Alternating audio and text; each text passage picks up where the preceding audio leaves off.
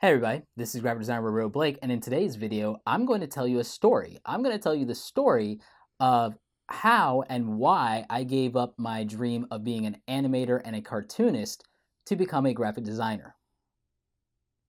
So part of my personal story is the fact that I have definitive proof that I could draw or was trying to draw before I even tried to walk. There's a picture somewhere in a photo album of me as an infant playing with, a sketchbook and paper, and it's really cute. And I'm sure everyone has a story like that. But I took it seriously enough to where, for as long as my own earliest memories are, I've been drawing and been coming up with characters and stories. I mean, I even as a entrepreneur and a hustler, I was like at I think 5 years old, I was hand drawing multiple copies of my same personal comic book with me as a superhero, and I was literally selling them for a quarter a piece to my classmates. And I kid you not, I was doing that. I grew up with Scrooge McDuck in DuckTales, the cartoon, as one of my personal heroes as a kid growing up. He was a globetrotter. He was an adventurer. He was, rich, obviously. He was making money. He was, doing all these interesting things. And I really, I latched on to some things from that. And I was heavily influenced by cartoons and animation growing up as a kid. And that's why I think I wanted to become a cartoonist and animator. I was really into comics. I was into cartoons. I was into movies. My parents, like every weekend, were taking me to the movie theater. And if we weren't doing that, then we were at home watching movies. My parents, whenever a new Disney movie would come out, whether it was a direct-to-video, the new DuckTales, whether it was, Aladdin, Beauty and the Beast, whatever it was, Rescuers Down Under, whatever the new movie was for like the week, the month, whatever, they bought it for me, and we'd sit down, pop popcorn, and we'd watch the VHS, and it made a tremendous influence in my life. And back then, before behind the scenes DVDs, they were doing this stuff on VHS, and they were showing you the animators and the storytellers and behind the scenes stuff, and it just fascinated me so much. I was like, I'm drawing, they're drawing, and this goes from the paper to being the cartoon on the screen, and that's what I want to do. And so that's where I got in my head from my earliest experiences in life that I was going to be a cartoonist. I was going to make animation. I was going to do comic books. I was going to illustrate storybooks and influence children and put smiles on their faces. And, that was going to be my contribution to the world and to myself and what I did. And I genuinely believed that right up until about 16 or 17 years old, that was my destiny. And as it turns out, not so much, or maybe not yet. It turns out that I have a different destiny, and I'll get into that a little bit later. But what ended up happening was I stayed on that path throughout most of my life. I took every piece of art that I could, analyzed it, dissected it, tried to replicate it. I learned all these different drawing styles, art techniques. I studied art books on top of everything else I was doing. And I was the kind of kid, I consumed everything. I was reading the Encyclopedia Britannica for fun. I could tell you everything about dinosaurs. And I was drawing the skeletons and the dinosaurs and everything. People thought I was crazy. They thought I was morbid because I was sitting there drawing like animal skulls, but it was dinosaurs. I was drawing a T-Rex, or I was drawing an Ankylosaurus, or I was, drawing a Diplodocus, or whatever. And I was sitting there reading books like The Field Manual, The Dinosaurs. I loved Jurassic Park. I got into everything Steven Spielberg. I had this phase where I got into UFOs. I was drawing that. And again, people think, artists are nuts for a reason. And, everything I thought I was crazy. But anyway, I loved it. I loved what I was drawing. I would sit there and I would work hard so that I could get faster at all of my schoolwork so that I could finish, 30 minutes earlier before everyone else so I could get back to drawing. And still get an A because I wanted to do that for my parents right up until like middle school. And then I stopped caring about it because I actually had paying web design clients. And I was like, well, I can make, I can do this project, or I can make $200. What am I going to do? So yes, I went for the money. I'm not saying that everybody should do that, by the way. If you're watching this and you're a young person, you should still kind of take school seriously, but also invest in your skills with every other waking moment and go on to that hustle, and it will make you successful in life, whereas the grades may or may not. Ask anybody in the unemployment line what their grades were and you'd be surprised what you find out. But I wanted to do this. This is what I wanted to do, and this is what I thought I was going to be doing with my life up until that point. So the change in the pivot became that as I became, 15, 16, 17, I'd gotten into my design work. I'd gotten into building websites and doing Photoshop and Paint Shop Pro and even Adobe Premiere video editing because of the wedding photography and videography side gig that I had going in my first quote unquote real job. Working for a husband and wife that were doing the photo and video thing with their wedding planning business. And so I was learning industry software. I was learning the stuff. I was learning that there was money in it. I was making money. I was still, really concentrated and really adamant about, doing this stuff when I wasn't making money or going to school. And eventually it got to a point to where I realized I had to choose, and that it was just like when I was doing soccer. I was doing soccer and I was running track, and a coach explained to me that I was a tremendous cross country runner and a tremendous track runner. I ended up like clearing a 5:10 mile, a 2:26 2 mile, and an 18:18 5K. Those were my final stats, and I could do that very well, or I could be a mediocre soccer player.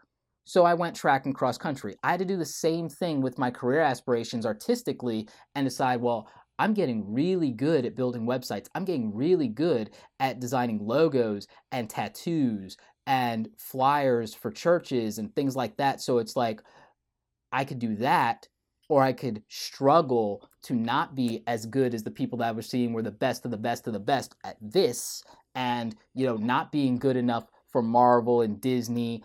And I decided to go all in on graphic design because the thing is, I still loved it. I was still enjoying it and learning something new. And I was getting frustrated with my art because I was holding myself to a standard for other people instead of doing what I started with, which was drawing for myself and putting it out there and people care about it. I only even got into web design to share my art and my comics and and I failed repeatedly to do a successful web comic. That was hilarious. And so I did that. And I got into graphics and web design to actually market and promote and show my photography and my drawings. And that's where I started. And that's not how I finished. So, with that in mind, I realized that I needed to let art be pure. Art needed to be something for me, and the commercial stuff needed to be commercial.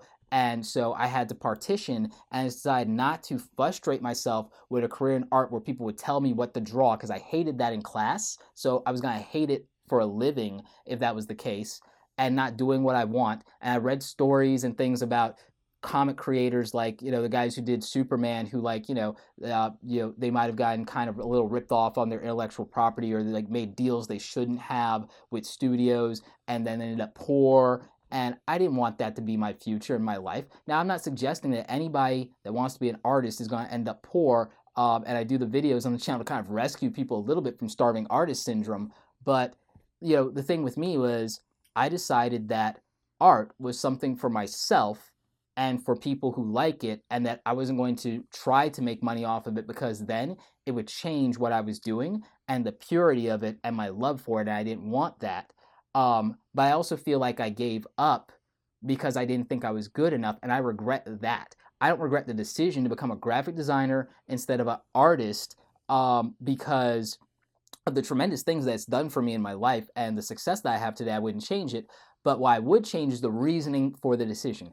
I would change the reasoning for the decision and make it purely about keeping art for myself and not thinking I wasn't good enough to be successful at it, because that is the thing that I can't stand about who I used to be. I would get discouraged way too easily. I would let people neg me. I would let people infect me with negativity, make me believe I couldn't do things. I would let other people dictate to me on some level who I am. And I've been fighting the optics of that my entire life. People telling me that because of things like maybe my race or my skin color, or where I happen to be living at the time, or what the marketplace was, or whatever, that I can't do crap because of that. Screw the optics, and I will just fight and hustle harder to make those things a reality. And I will find people who do give a crap and get them on my side, and I will get that positive reinforcement and people who will create opportunity for me, and I will do that instead of all the reasons. I will find one way to be successful instead of focusing on the 100 reasons why I can't. And that's the difference of who